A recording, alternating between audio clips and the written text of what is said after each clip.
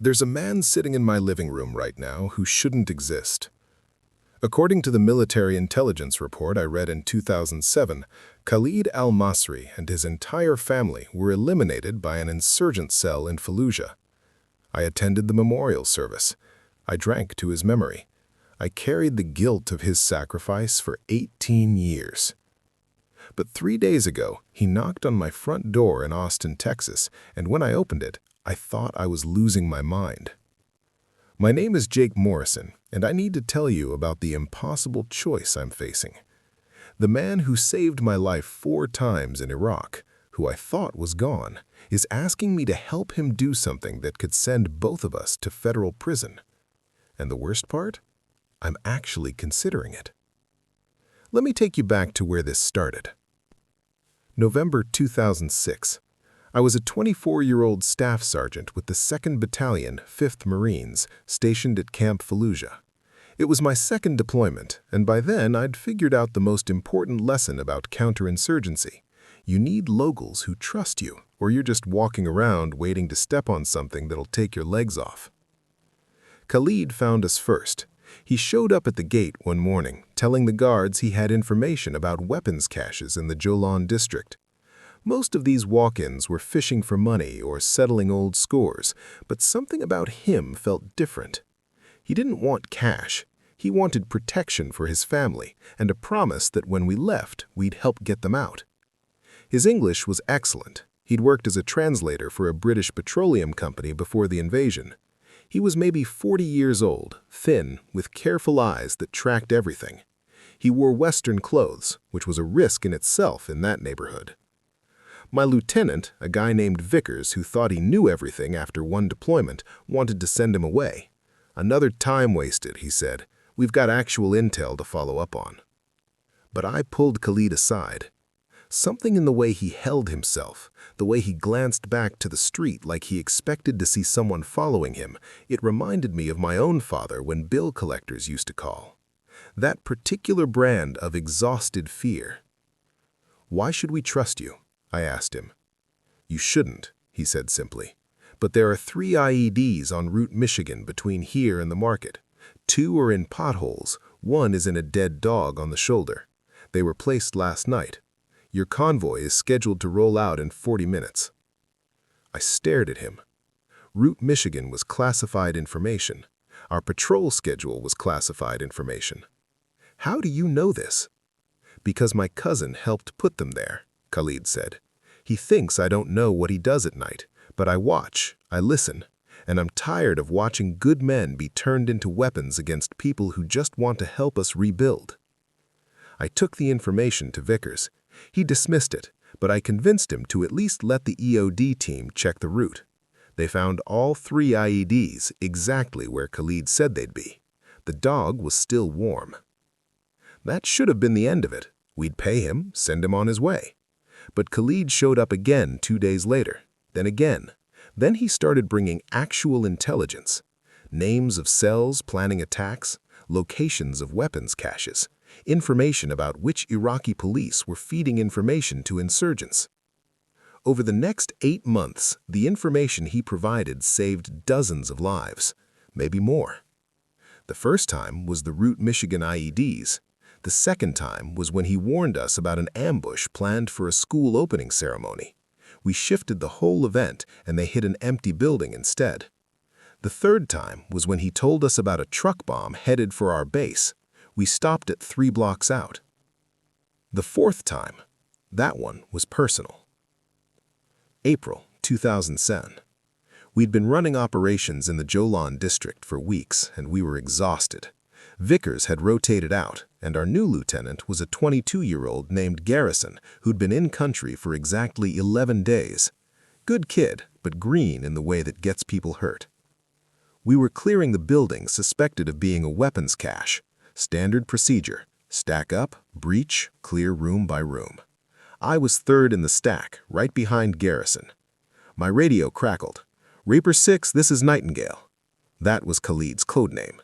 He rarely used the radio, too risky, but when he did, it meant something immediate. "This is 6, go ahead." The building is wired, not the cache, the building itself. You breach that door, the whole structure comes down. I called freeze. Garrison turned to look at me, confused. Morrison, what? Building's rigged, I said. We need EOD before we go in. Garrison's jaw tightened. He was thinking about how it would look to call for help based on a radio call, how his first combat operation would be remembered as the time he got spooked. I could see the calculation in his eyes.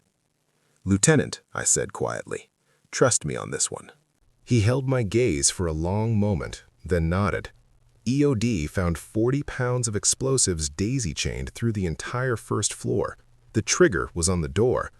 If we'd breached, we'd have brought the building down on ourselves and taken out most of the squad.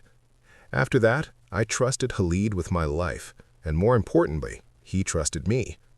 We'd have conversations whenever he came to the base, not just about intelligence, about life. He told me about his daughters, about his wife who taught primary school, about his father who'd been a doctor before the regime took everything. I told him about growing up in Texas, about my dad's hardware store, about the girl I was planning to propose to when I got home. "You're lucky," he said once. "You get to go home. Me? This is home, and home is burning." "We're trying to help," I said, knowing how weak it sounded. "I know you are, but trying and succeeding are different things, my friend. You leave eventually, and men like my cousin, they'll still be here." In June 2007, I rotated home. I gave Khalid my personal email address, told him to reach out if he ever needed anything. He smiled sadly and said, "In my country, that kind of connection is dangerous, but I appreciate it, Sergeant Morrison. Go home, marry your girl, have babies, live the life we're trying to build here." That was the last conversation we had. 3 months later, I got the call from my old platoon sergeant. Khalid's cover had been compromised. Insurgents had stormed his house at night. The report was clinical in its brevity. Informant and family neutralized. I threw up in the bathroom at work. Then I went home and drank half a bottle of Jim Beam. I did marry that girl, Sarah. We had 2 kids, built a life in Austin. I took over my dad's hardware store when he retired. We did okay. I didn't talk much about Fallujah, and Sarah didn't push. But some nights I'd wake up thinking about Khalid, about his daughters, about how he'd saved my life 4 times, and I couldn't even keep him safe. Now, here's where everything changed. But real quick, if you're invested in how this ends, I genuinely appreciate a subscription. More soldier stories drop daily. Comment your country below. Always amazes me how far these reach. 3 days ago, I was closing up the hardware store around 6 p.m. It was a Tuesday, slow enough that I'd sent my assistant home early. I was doing the register count when the bell above the door chimed. A man walked in, middle-aged, gray in his beard, wearing a jacket too heavy for Texas in October. He moved like someone who'd learned to be invisible in crowds. "We're just closing," I said, not looking up from the cash drawer. "Staff Sergeant Morrison." That voice. I looked up. Khalid al-Masri stood 10 feet away from me, exactly as I remembered him, except older, grayer, more weathered. Same careful eyes, same way of standing like he was ready to move in any direction. The cash drawer slipped from my hands and crashed onto the counter, bills scattered. I couldn't finish the sentence. My brain wouldn't process it. "Not supposed to be here," Khalid smiled, but it didn't reach his eyes. "No, I'm not." "They said you were... We had a memorial. They said your whole family was eliminated." "Yes, that's what the report said." He glanced at the door behind him. "Can we talk somewhere private? I've come a very long way, my friend." I locked the front door and led him to the back office. My hands were shaking. I gestured to a chair, but he remained standing, keeping his back to the wall, where he could see the door. Old habits. "How?" I managed. "The attack was real. They came for us. But a Marine patrol was nearby, your old unit actually. They got there in time. We were extracted, processed as refugees, eventually resettled. The military decided it was safer to report us as casualties, less complicated if the insurgents thought their mission was accomplished." "Why didn't anyone tell me?" Because you were home, you were building a life. You didn't need to be connected to an informant who might still have targets on his back. He paused. But I never forgot, Sergeant Morrison. You gave me your word that you'd help if I ever needed it. My stomach dropped. Khalid, that was almost 20 years ago. I'm not in the military anymore. I can't get you visas or protection or... I don't need visas. I'm already here. Me, my wife, my daughters. We've been in America for 16 years. Then what do you need? His expression shifted, and for the first time, I saw something I'd never seen in his face during all those months in Fallujah. Rage. He said quietly, I need you to help me get revenge on the people who took everything from me. I stared at him. You thought you said your family survived. We did, but surviving and living are different things. He pulled out a phone, opened a photo, and handed it to me. The image showed a young woman, maybe 25, with Khalid's eyes. She was laughing, holding up a graduation cap. My youngest daughter, Amira, Khalid said. She graduated from UT Austin 2 years ago, business degree. She wanted to help refugees start small businesses here. She was smart, Jake. So smart. Was, past tense. What happened? She's gone. Taken. Taken? By who? Khalid's jaw tightened. By the same people who tried to take us in Fallujah. They followed us here. They've built a network, trafficking, extortion, smuggling. They target Iraqi refugees, people they know won't go to the police because they're terrified of being deported or drawing attention. Amira found out about it. She was trying to help others escape. Khalid, if this is true, you need to go to the FBI. They have task forces for... I did. His voice was flat. I filed a report. They said they'd investigate.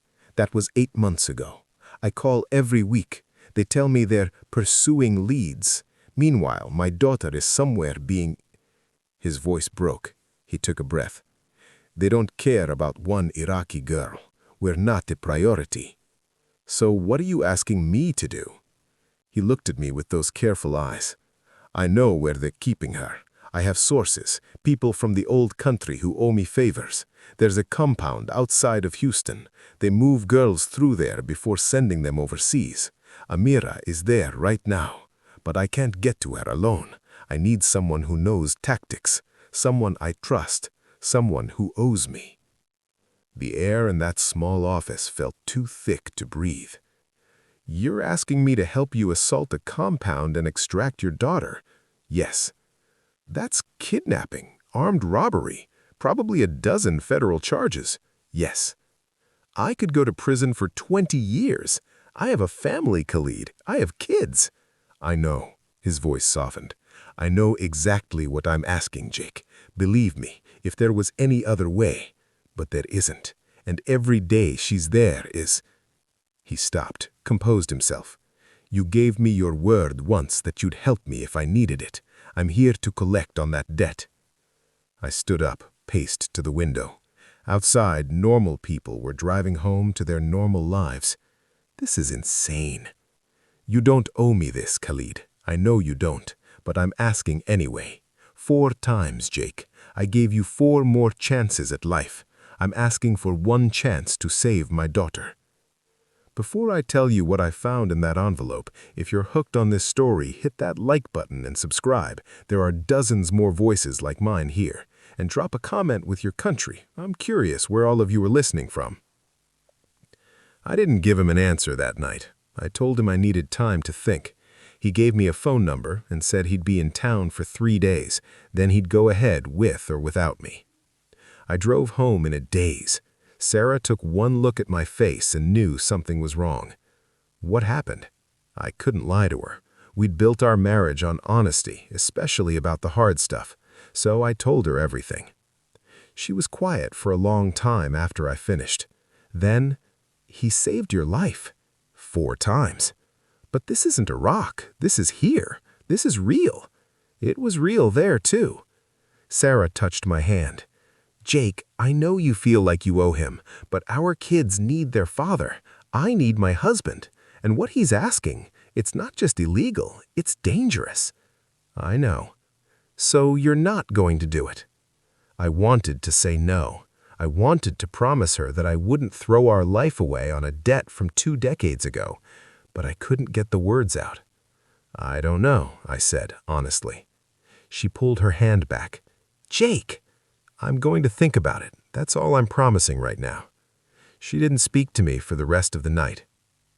The next day, I called in sick to the store and drove to the Austin library. I needed to see if Khalid was telling the truth. I spent 6 hours in front of a computer searching through news archives, public records, FBI reports on human trafficking. What I found made my stomach turn. There was a network, not as big and organized as Khalid had implied, but real. Iraqi refugees were being targeted, girls were disappearing, and the FBI task force was underfunded, understaffed, and buried on cases that got more political pressure. I found one article from the Austin Statesman, 8 months old. Family seeks help finding missing daughter. The photo showed Khalid, looking older and more desperate than I'd ever seen him. The article was 3 paragraphs long, on page B7. 1 paragraph. I pulled out my phone and stared at the number Khalid had given me. 4 times. My thumb hovered over the call button. That night, I couldn't sleep. I got up around 2 a.m. and went to the garage, where I keep a footlocker from my time in the Marines. I hadn't opened it in years.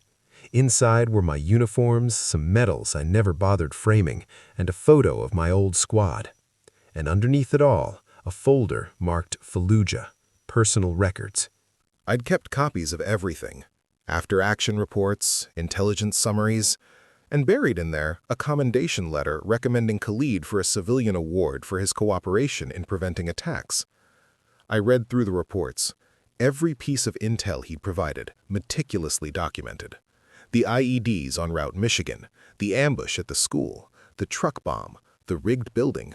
4 times. I found myself doing the math. If Khalid hadn't warned us about the building, I'd have gone through that door. I'd have brought it down on my squad. Sarah would have gotten a folded flag instead of a husband. My kids wouldn't exist. But helping him now? That was different.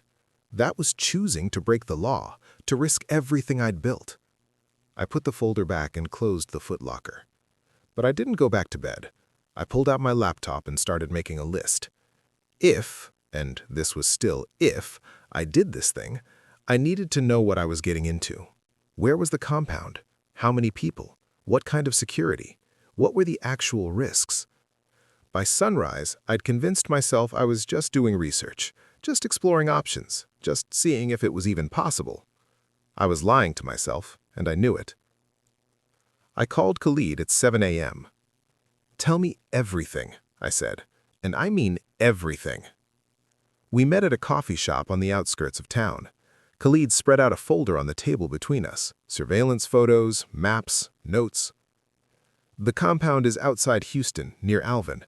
It's an old industrial property, abandoned warehouse, fenced perimeter, usually 3 to 4 men on site at any given time. How do you know Amira's there? I have a source inside, another refugee, someone they thought they could control. She's been feeding me information. And you trust her? As much as I trust anyone. He pulled out a photo taken from a distance. It showed a young woman through a window. Even grainy and dark, I could see it was the same girl from the graduation photo. When did you take this? 4 days ago. If you were close enough to photograph her, why didn't you? Because there were armed men inside, because the doors are locked from the outside, because going in alone would get both of us taken or worse. His voice was tight with frustration. I'm not a soldier, Jake. You are. Was. I was a soldier, past tense. But as I looked at those photos, something old and familiar stirred. The planning part of my brain, the tactical problem solver that had kept my squad alive through 2 deployments. It started running scenarios almost against my will. How many exits? 2 that I've confirmed, front door and a loading dock in back. Security cameras?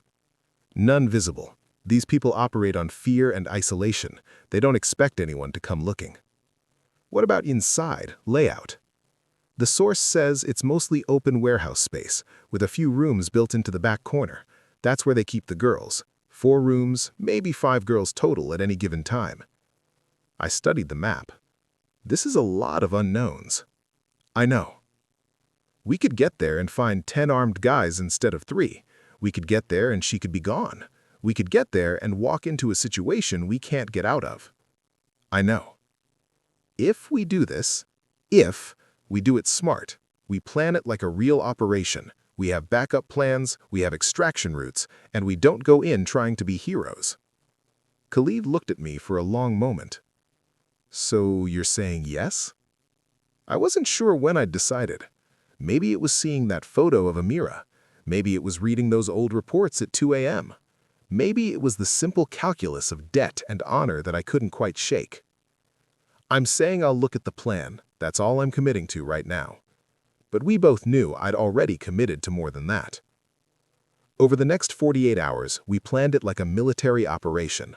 I pulled out everything I remembered from squad tactics, building clearing procedures, close quarters combat. Khalid provided intelligence his source had gathered, shift schedules, vehicle movements, the best approach route. I didn't tell Sarah. I couldn't. She'd either try to stop me or feel complicit, and neither option was fair to her. On Friday night, I told her I was going to Houston for a hardware convention. Early morning drive, back Sunday evening. She looked at me like she knew I was lying but couldn't prove it. "Be careful," she said quietly. "Always am." "Jake," she touched my face. "Whatever you're doing, just come home, okay? Just come home." I kissed her. "I will." Khalid and I left Austin at 3 a.m. Saturday morning. The drive to Houston took 3 hours. We barely spoke. What was there to say? We both knew what we were about to do was insane. We both knew we were probably going to fail. We both knew we might not come back. But we drove anyway. We reached Alvin just before dawn. The compound was exactly as described, an old industrial lot surrounded by chain-link fence, a warehouse that hadn't been used for legitimate business in years. There were 2 vehicles in the lot, a white van and a pickup truck. We parked a quarter-mile away and waited, watching, timing the patterns. At 8 a.m., one man came outside to smoke. He was armed. I could see the bulk of a handgun under his jacket. At 9:30, another man arrived in a sedan. At 10:15, someone left in the pickup. "That leaves 2 inside, maybe 3, I whispered. "We go in when that pickup is gone. Gives us more time before anyone comes back." Now here's where everything changed. But real quick, if you're hooked on this story, I genuinely appreciate a subscription. More soldier stories drop daily. Comment your country below. Always amazes me how far these reach. What's the entry plan? We don't breach, we knock. They'll open up to check who it is. When they do, we push through hard and fast, get control before they can react. And if they have weapons, then we'd better be faster. At 11 a.m., the pickup truck left again. We gave it 10 minutes, then drove up to the gate. It was unlocked. These people really didn't expect trouble. We walked to the front door like we belonged there. I knocked, firm and official. "Delivery," I called out. Footsteps inside. The door opened a crack. I hit it with my shoulder, hard. The door flew open, and the man behind it stumbled back. I was on him before he could shout, one arm around his throat, pulling him down. "Quiet," I hissed in his ear. "Where are the girls?" He struggled. Khalid appeared with a tire iron from my truck. We'd agreed no guns, too risky, and pressed it against the man's head. "He asked you a question." The man's eyes were wide with terror. He pointed toward the back of the warehouse. "Back rooms, they're locked in." "How many of you are here?" "Just me and Marcus. He's—" "Marcus!" a voice shouted from deeper in the warehouse. "Who the hell is—" I left Khalid to handle our guy and moved toward the voice. I found Marcus coming around a corner, phone in hand, probably calling for help. I didn't give him time to finish the call. I tackled him into the wall, grabbed the phone, threw it across the room. "Where's Amira?" I demanded. "Who?" "Khalid's daughter, Iraqi girl, early 20s. Where is she?" His face shifted from surprise to calculation. "You're making a mistake, man. You have no idea who you're messing with." I pressed my forearm against his throat. "Where is she?" he choked out. "Room 3, back corner." I zip-tied his hands with restraints I'd brought from the hardware store, normally used for securing tarps, but they worked fine on wrists, and dragged him back to where Khalid had secured the other man. "Watch them. I'm going to find her." The back corner of the warehouse had been converted into makeshift rooms, plywood walls, padlocked doors. I found room 3 and broke the lock with the tire iron. Inside, a young woman was sitting on a mattress on the floor. She looked up with absolute terror in her eyes. "Amira?" I said gently. "Your father sent me." Her expression shifted from terror to disbelief to hope, all in the span of a heartbeat. "Baba? He's here. Come on, we're getting you out." I helped her up. She was thin, bruised, moving carefully like everything hurt. My hands shook with anger at what they'd done to her. But as we walked toward the front of the warehouse, I heard voices. Multiple voices. The pickup truck had come back early. I pulled Amira back behind a stack of crates just as 3 men came through the front door. They saw Khalid immediately, saw the 2 restrained men on the floor. The hell? One of them reached for a weapon. Everything happened fast after that. Khalid swung the tire iron, connected with the nearest man's arm. The gun clattered to the floor. I pushed Amira down behind cover and rushed forward, tackling the second man before he could draw his own weapon. The third man ran, straight out the back door, toward the loading dock. I heard an engine start. "We need to go, now!" Khalid grabbed Amira, pulling her toward the front door. I was right behind them. We hit the parking lot running, got to my truck, threw it in reverse, and floored it. In the rearview mirror, I saw the man who had run appear in the loading dock, phone to his ear. We had maybe 10 minutes before this place was swarming with whoever these people called for help. I drove like I was fleeing an ambush in Fallujah, because essentially I was. Khalid had his arms around Amira in the back seat, both of them crying, speaking rapid Arabic. "Is she okay?" I asked, eyes on the road. "She's hurt, but she's alive. Jake, I don't know how to—" "Thank me later. Right now, we need to get somewhere safe and figure out what happens next." But as I drove, something was nagging at me. Something about the whole situation felt wrong. The compound had been too easy, the security too light, the men too surprised. If this was a trafficking operation, where were the handlers, the organization, the structure? We stopped at a gas station outside Pearland. I told Khalid to take Amira inside, get her water, clean up. I needed a minute to think. I was standing by the truck when my phone rang. Unknown number. "Hello?" "Staff Sergeant Morrison." The voice was smooth, official. "This is Special Agent Chen with the FBI.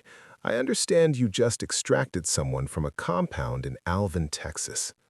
My blood went cold. "I don't know what you're talking about." "Please don't insult both of us. We've had that location under surveillance for 3 weeks. You just compromised an active federal investigation."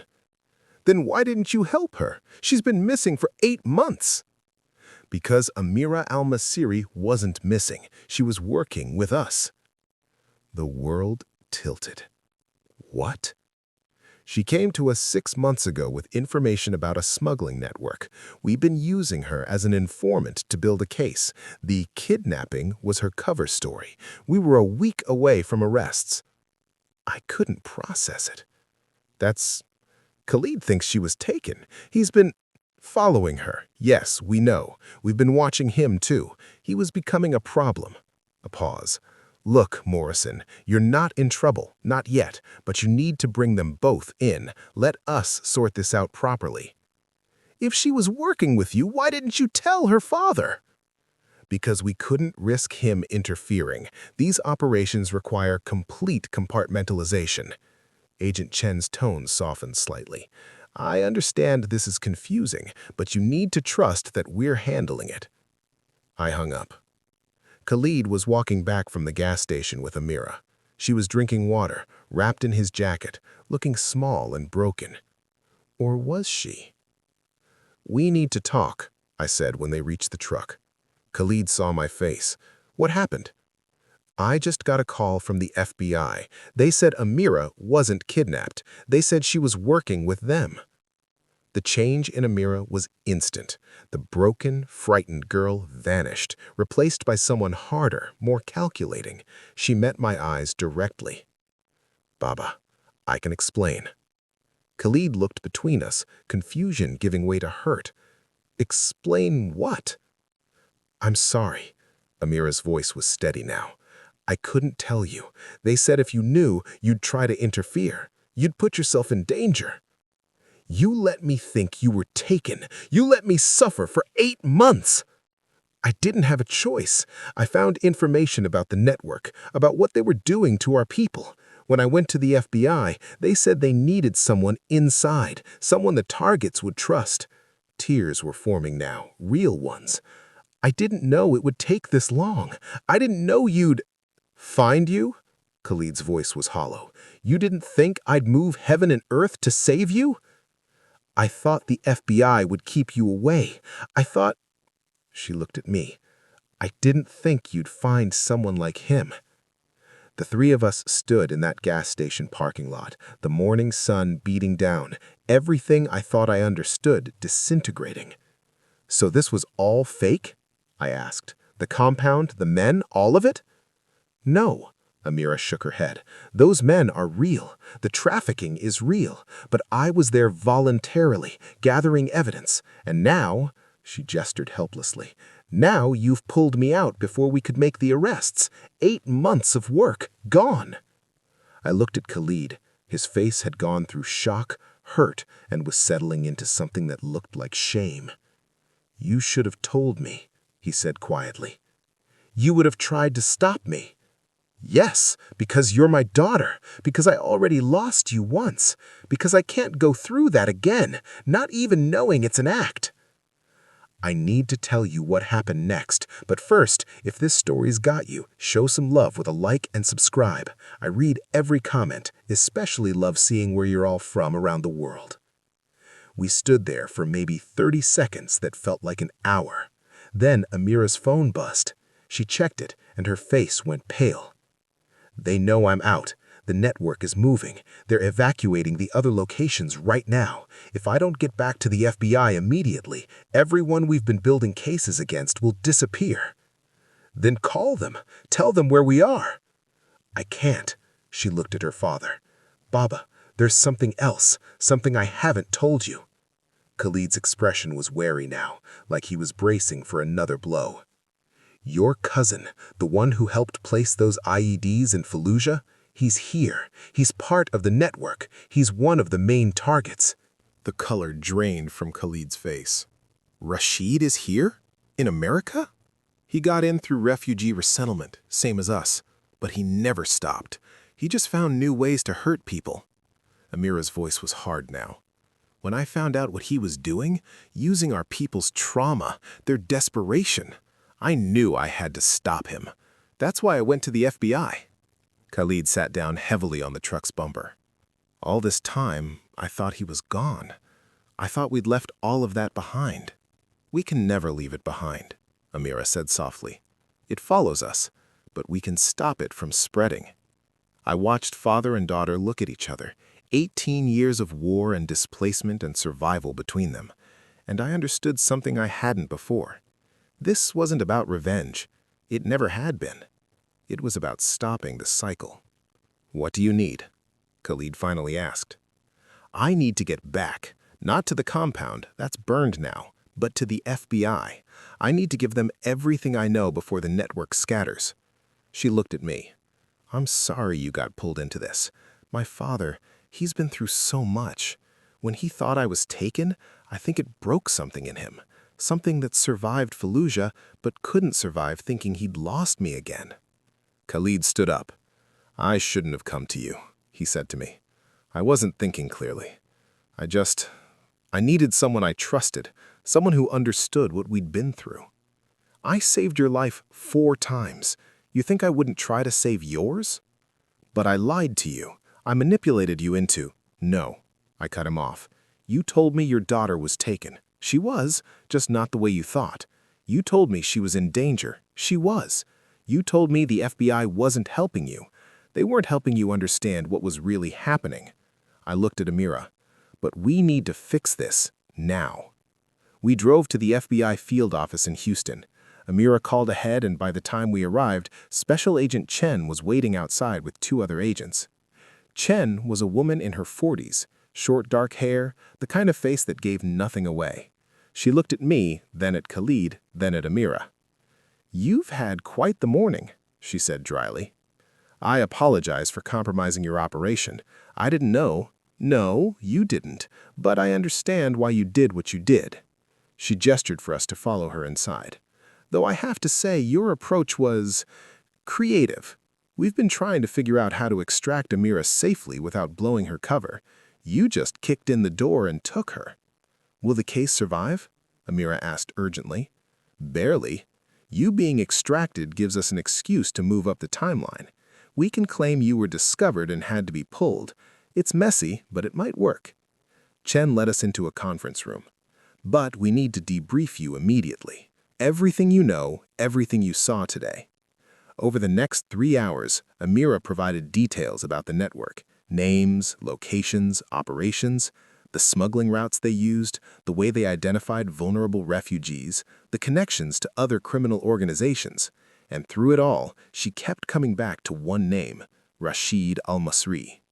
Khalid sat silent through most of it, his face unreadable. When Amira described how Rashid had personally recruited girls from refugee families, promising them jobs and education before trapping them, Khalid's hands clenched into fists on the table. "He was always like that," Khalid said quietly. "Even as a boy, he could make people believe anything, make them trust him, and then he'd use that trust to destroy them." "He's the linchpin," said Chen. "If we can get Rashid, the rest of the network collapses. But he's smart, careful. The moment he hears about the compound, he'll run." "Unless," Amira said slowly, "he thinks I'm still in play." Chen was shaking her head. "Too risky. He'll know something's wrong." "Not if my father vouches for me." Amira looked at Khalid. "If you contact him, tell him you found me. Tell him you need his help getting me safe passage out of the country. He'll believe you because he knows how desperately you've been searching." "You want to use me as bait," Khalid said flatly. "I want to use both of us, but I can't do it without you." Chen was already shaking her head. "Absolutely not. You're both civilians. We can't authorize." "Then don't authorize it. But if my father happens to reach out to his cousin, and if I happen to be with him when they meet, well, you can't control what civilians do." Chen looked at me. "And what about you, Morrison? You've already committed several felonies today. You planning on adding aiding and abetting?" "I just want to make sure they're safe. After that, I'm going home to my family." But even as I said it, I knew it wasn't that simple. Chen eventually agreed to a modified version of Amira's plan. Khalid would reach out to Rashid, say he'd found his daughter but needed help getting her out of the country safely. No official channels, no questions asked. Rashid would either help or show his hand. Either way, the FBI would be watching. "If this goes wrong," Chen warned, "you're on your own. We can't officially be running an operation with civilian informants who were just extracted from an active crime scene." "I understand," Khalid said. "Do you?" Chen's voice was sharp. "Because if Rashid suspects anything, if he thinks you're setting him up, he won't hesitate to eliminate both of you. This isn't Fallujah. You're not protected by a Marine unit. You're just a middle-aged man and his daughter walking into a situation where people have been eliminated for less." The word eliminated hung in the air, the same word that had been used in the intelligence report 18 years ago, the report that said Khalid and his family had been eliminated. "I've been living with that fear for 18 years, Khalid said quietly. "What's a few more days?" Khalid made the call that evening from a hotel room the FBI had set up. I was there, along with Chen and 2 other agents. Amira was in the next room, listening through the wall. The phone rang 4 times before someone answered. When they did, Khalid's entire body language changed, became smaller, more deferential. He was speaking Arabic, but one of the agents was translating in real time through an earpiece. "Cousin, it's Khalid." "Yes, I know it's been a long time. I need your help. It's about my daughter. She got involved with some dangerous people. I managed to get her out, but they're looking for her. I need to get her somewhere safe, away from here. I don't know who else to trust. You always said family should help family." There was a long pause. The agent translating whispered, "He's asking why Khalid didn't go to the authorities." "Because she's not here legally," Khalid said, sticking to the script. "She overstayed her visa. If I go to the police, they'll deport her right back into danger. Please, Rashid, she's family." Another pause. Then Khalid's face relaxed slightly. "Tomorrow night? Yes, I can do that. The old warehouse district by the port? I'll find it. Thank you, cousin. Thank you."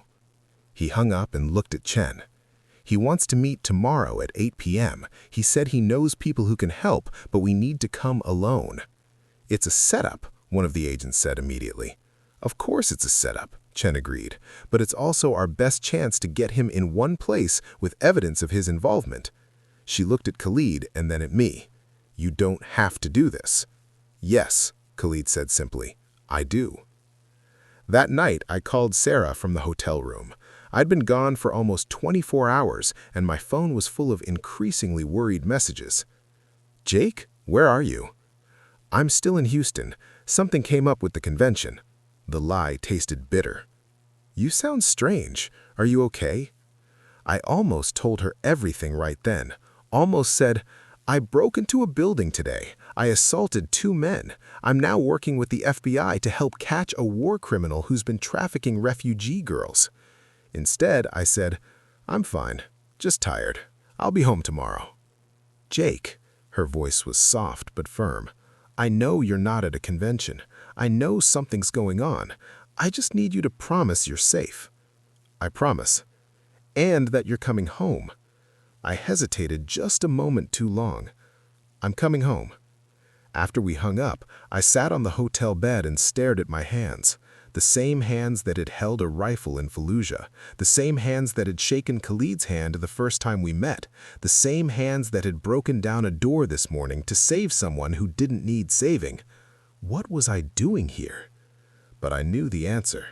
I was here because 18 years ago, a man I barely knew had risked everything to keep me alive. And debts like that, real debts, not the kind you can pay back with money, they don't expire, they don't fade. They wait. The next evening, we drove to the warehouse district by the port. It was exactly the kind of place you'd expect for a meeting like this. Isolated, industrial, multiple exit routes. Khalid was driving, with Amira in the passenger seat. I was in the back, along with a panic button that would bring in FBI tactical teams if we pressed it. "Remember," Chen's voice came through our earpieces, "get him to confirm his involvement. Get him to talk about the network. We need him on record." "And if he doesn't talk?" Khalid asked. "Then you press the button and we come in anyway, but we need evidence for the prosecution, not just the arrest." We parked in front of the designated warehouse. It was nearly dark, the kind of twilight that makes everything suspicious. A black SUV was already there, parked with its engine running. "That's Rashid's vehicle," Khalid said quietly. "I saw it at his house 2 years ago. He was so proud of it." We got out of the car. Immediately, 3 men emerged from the warehouse. The one in the middle was tall, well-dressed, moving with the kind of confidence that comes from knowing you have power. He looked like Khalid. Same nose, same eyes, but harder, colder. "Cousin!" Rashid's smile didn't reach his eyes. "It's been too long." Khalid embraced him stiffly. "Thank you for agreeing to meet." Rashid's gaze moved to Amira, then to me. "And who is this?" "A friend," Khalid said quickly. "Someone who helped me find Amira. He can be trusted." "Can he?" Rashid's expression remained pleasant, but something dangerous flickered underneath. "In my experience, Americans can rarely be trusted, especially former military." I felt my stomach drop. He knew. "How did you—" Khalid started. "No?" Rashid laughed. "Cousin, I've known where you were since the day you arrived in America. Did you really think the government could hide you from me? I have friends in many places, friends who owe me favors." The 2 men flanking Rashid moved their hands inside their jackets, not drawing weapons but making it clear they could. "What do you want?" Khalid asked, his voice steady despite the fear in his eyes. "The question is, what do you want? You call me after all these years claiming you need help, but I think you're lying. I think you've been working against me. I think your daughter," he gestured at Amira, "has been feeding information to the FBI." Amira's face remained carefully neutral. "I don't know what you're talking about." "Don't you?" Rashid pulled out a phone, showed us a photo. It was from this morning, me and Khalid dragging men out of the compound in Alvin. "This was sent to me 3 hours ago. My people have been watching that location, watching you. Did you really think you could just walk in and take her?" In my earpiece, Chen's voice was urgent. "Abort! Press the button now!" But before any of us could move, Rashid continued. "But here's what I don't understand. If you are working with the FBI, why come to this meeting? Why not just have them arrest me?" He smiled. Unless they need me to incriminate myself. They need evidence, and they're hoping I'm foolish enough to provide it." He looked directly at Amira. "Tell me, niece, how long have you been working for them?" "Long enough to know what you've been doing, long enough to know about the girls you've trafficked, long enough to know about the families you've destroyed." "Families I've destroyed?" Rashid's laugh was bitter. "I've helped our people, given them opportunities, money, security. What has America given us? Empty promises and suspicion? We're still refugees here, still treated like we don't belong. I just found a way to profit from that reality." "By preying on the most vulnerable," Khalid said, his voice shaking with anger. "By using their desperation. You're no better than the people who tried to eliminate us in Fallujah." "Those people were freedom fighters, and I was one of them, cousin. Or did you forget? When you were helping the Americans take apart our country, I was trying to put it back together." The pieces clicked into place. "You were the one who gave the order. Back in 2007, you were the one who tried to have my family taken." "Of course I was." Rashid's mask of civility was gone now. "You were a traitor. You deserved what was coming. The only reason you survived was because your Marine friends showed up at exactly the right moment. Bad timing on my part." In my earpiece, "That's enough. We're moving in." But Rashid heard something, maybe a sound, maybe just instinct. He looked toward the road, where tactical vehicles were approaching with lights off. "It seems we're out of time," he said calmly. Then, to his men, "Handle this." The 2 men drew weapons. I tackled Amira to the ground as the first shot fired. It went wide, hitting the concrete behind us. Khalid dove behind our car. I heard more shots, then the sound of vehicles screeching into the lot. Federal agents' tactical teams moving in fast. "Federal agents, drop your weapons." One of Rashid's men made the mistake of not dropping his weapon. The tactical team didn't give him a second chance to reconsider. He went down hard. The other man was smarter. He dropped his gun and put his hands up. Rashid ran for his SUV. He almost made it, but Khalid, quiet, careful Khalid, who'd spent 18 years building a safe life, stepped into his path. "You're not running this time." Rashid looked at him with something like pity. "Still the hero, cousin? Still think you're one of the good guys?" He gestured at the tactical team swarming the area. "You think they care about you? About Amira? You're just tools to them. When they're done, you'll go back to being invisible refugees, and they'll move on to the next case." "Maybe," Khalid said, "but at least we'll be invisible refugees who stopped you." An agent grabbed Rashid, forced him to his knees, cuffed him. As they led him away, he called back, "This changes nothing. The network is bigger than me. They'll replace me tomorrow, and you'll spend the rest of your life looking over your shoulder, wondering when someone will come to finish what I started." Khalid watched him go, his face unreadable. Chen appeared beside us. "You okay?" "We're alive," I said. "That's better than okay." We got everything on recording. His confession, the threat, the connection to the 2007 attack. Combined with Amira's testimony and the evidence we've gathered, we'll dismantle most of the network within a week. "Most of it?" Amira asked. "These things are never clean. Some people will slip away. But the major players, the infrastructure, that's done." Chen looked at Khalid. You did good work today. Both of you. Khalid didn't look like he felt good about it. He looked exhausted. They kept us for another 4 hours, taking statements, processing evidence, coordinating with federal prosecutors. By the time we were cleared to leave, it was past midnight. I drove Khalid and Amira back to their hotel. None of us spoke much. What was there to say? When we arrived, Amira got out first. "Thank you," she said through the window, "for helping my father, for trusting him even when you shouldn't have." "You did the brave thing," I told her. "Both of you did."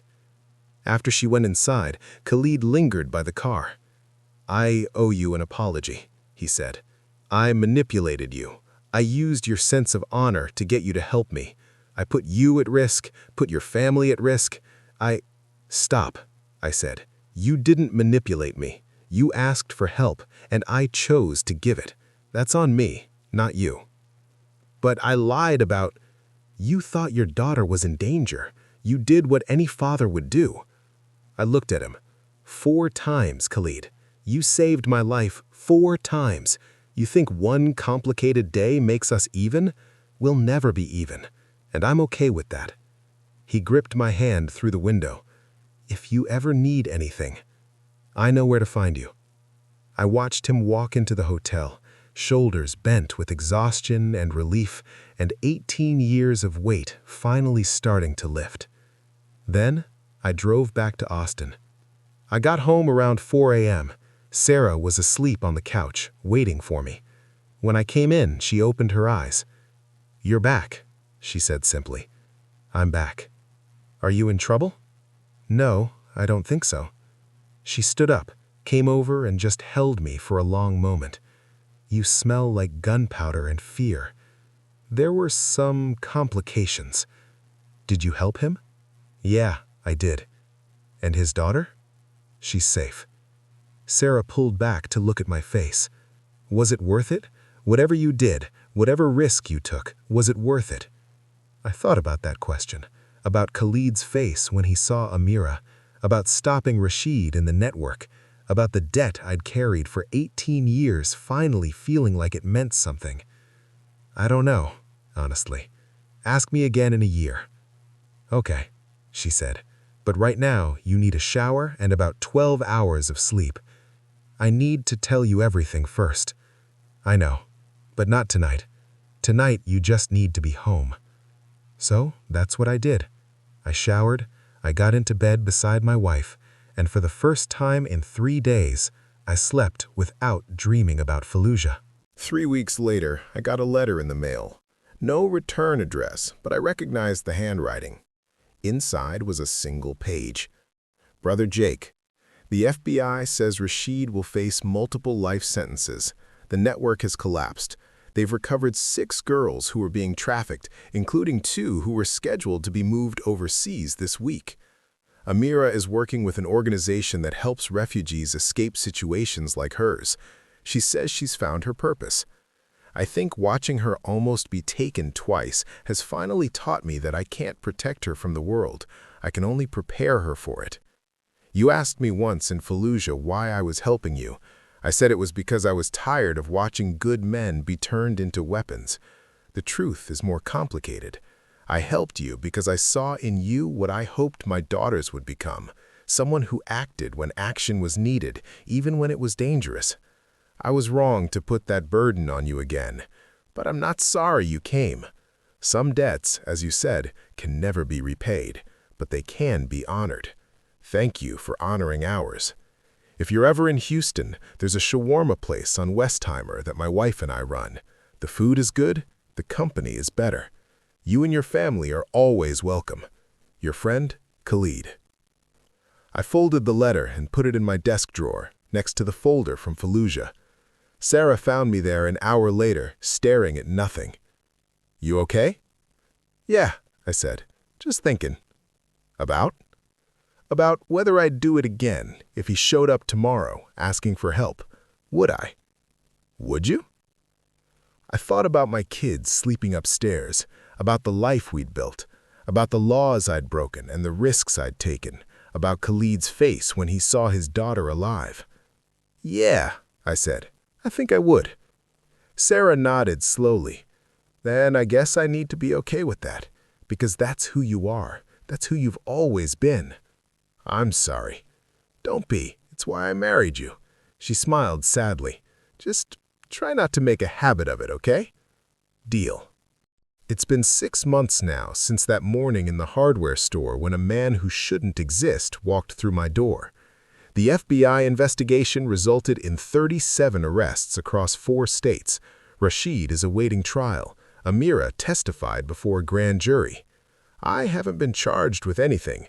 Chen said that given the circumstances, the urgency, the lack of clear information, and the fact that we ultimately helped break up a trafficking network, the U.S. attorney decided not to pursue charges.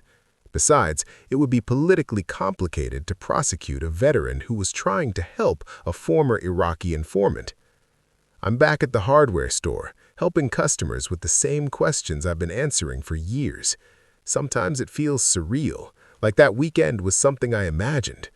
But then I'll see a news story about trafficking, or I'll hear someone speaking Arabic in the store, or I'll wake up from a dream about Fallujah, and I remember it was real, all of it.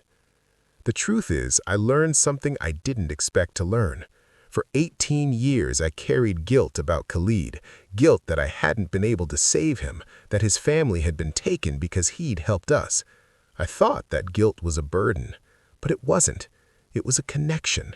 It was proof that what happened there mattered, that the bonds we formed weren't just military necessity, but something real and human and lasting. Khalid saved my life 4 times in Fallujah. I thought I'd never be able to repay that. But maybe that was never the point. Maybe the point was just to be the kind of person who would try. Sarah was right. Some truths don't set you free, but they do give you something to carry. And sometimes, if you're lucky, they give you the chance to carry it together. I haven't been to that shawarma place in Houston yet, but I will, soon, because some debts can't be repaid, but they can be honored. And some friendships don't end just because the war does. They just wait, like landmines in the sand, except instead of taking your legs, they give you back your humanity. And that, I think, is worth whatever it cost.